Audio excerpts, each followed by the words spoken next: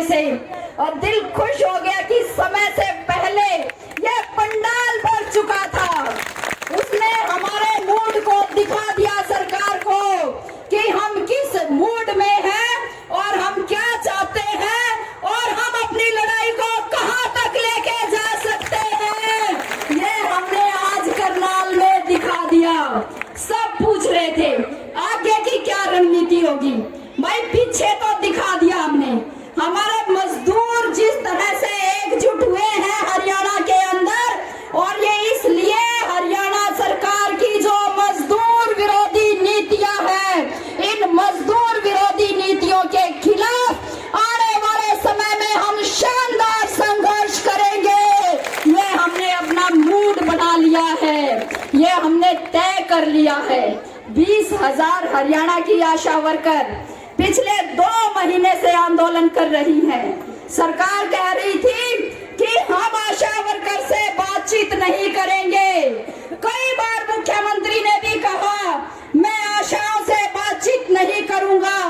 विधानसभा में एक बयान भी दिया उन्होंने कि ये जो लाल झंडे वाले हैं ये बदमाशी करते हैं। हमने तब भी जवाब दिया था कि यदि अपने हक की बात करना, यदि अपने हक और अधिकारों के लिए लड़ना यदि बदमाशी है, गुंडागर्दी है, तो ये गुंडागर्दी हम करते रहेंगे और तब तक करेंगे जब तक आपको सत्ता से उखाड़ के नहीं फेंक देते, तब तक हम ये करते रहेंगे।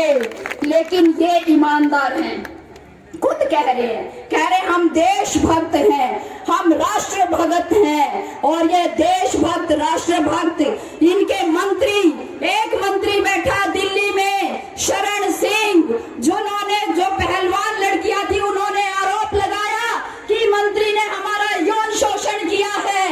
मोदी की नाक के नीचे महीनों तक हमारी खिलाड़ी लड़कियां जो विदेशों से मेडल लेके आई थी वहां पे बैठी रही, लेकिन मोदी जी ने उसका इस्तीफा नहीं लिया।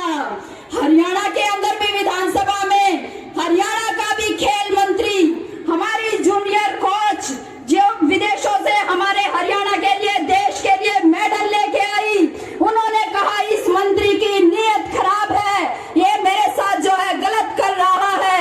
उसकी शिकायत दर्ज नहीं की और विधानसभा में कह रहा था मैं संदीप सिंह का इस्तीफा नहीं लूंगा, नहीं लूंगा, नहीं लूंगा।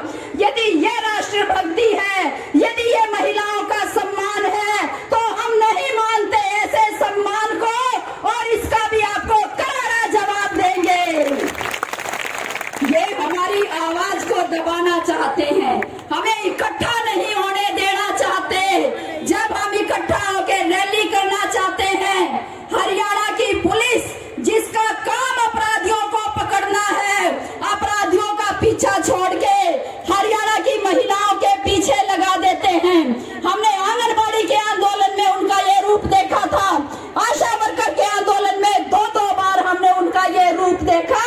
और यदि ये देशभक्ति और जो यदि ये ईमानदारी है, ये महिलाओं का सम्मान है, तो हम नहीं मानते ऐसे सम्मान को, और इसके खिलाफ हम आवाज उठाने को, यदि ये गुंडागर्दी है तो ठीक है, गुंडागर्दी ही सही, हम यही करेंगे और इस सरकार को सत्ता से बाहर फेंकने तक करते रहेंगे। हमने भी ये ऐलान किया है। प्रतिरोध की सभी आवाज को दबाना चाहते हैं, ये आज मीडिया पे हमला कर रहे हैं। अभी आपके सामने प्रस्ताव पेश किया गया कि किस तरह से न्यूज क्लिक जो एक यूट्यूब का चैनल है, उस चैनल पे छापे मारे गए, उस पे 2 साल से उन्होंने केस डाल रखा था, उनके दफ्तर के अंदर तलाशी ली जा रही थी, ये कह के कि आपने 27 करोड़ रुपए एक चीनी नागरिक से जो है चंदा लिया है। और कोई इससे मोदी से पूछने वाला हो, ये अडानी का बिजनेस चलाने वाला एक चीनी नागरिक था, और वो सारी जगह से ये बात आ गई कि अडानी ने जो है फ्रॉड किया है, धोखाधड़ी की है, करो अडानी पे कार्रवाई। लेकिन उस वक्त में मोदी की जुबान नहीं खुलती। हमारे सच्चे पत्रकार जो हमारे आंदोलनों को कवर करते हैं, जो आम जनता की आवाज उठाते हैं, आज उन पत्रकारों पे देशद्रोह का मुकदमा डाल के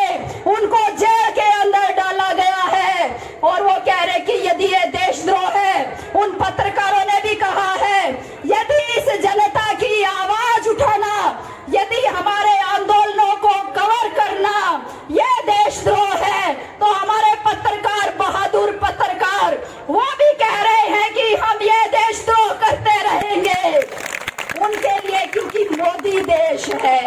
मोदी के खिलाफ आवाज उठाना, देश के खिलाफ आवाज उठाना है, उनके लिए ये बात है।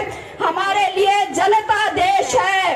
इस देश को बनाने वाले लोग जो कारखानों के अंदर, उद्योगों के अंदर, खेतों के अंदर, खलियानों के अंदर और सेवा क्षेत्र के अंदर जो यहाँ हजारों लोग बैठे हैं, हम कह रहे हैं कि हम इस देश को बनाने वाले हैं, हम इस देश को चलाने वाले हैं। और यदि ये देशद्रोह है तो ठीक है, ये हमारी रगों में बसा हुआ है और हम ये करते रहेंगे। बात अब ये है कि आगे ये जो माहौल है कि जो खिलाफ बोलेगा उसको उठा के जेल में डाल दो, नारे लगाते रहो सड़क पे, हम नहीं सुनेंगे। इसका अच्छा इलाज हरियाणा की आशा वर्कर्स ने एक नमूना पेश करके दिखा दिया है। उसका बहुत बढ़िया नमूना पेश किया आपने।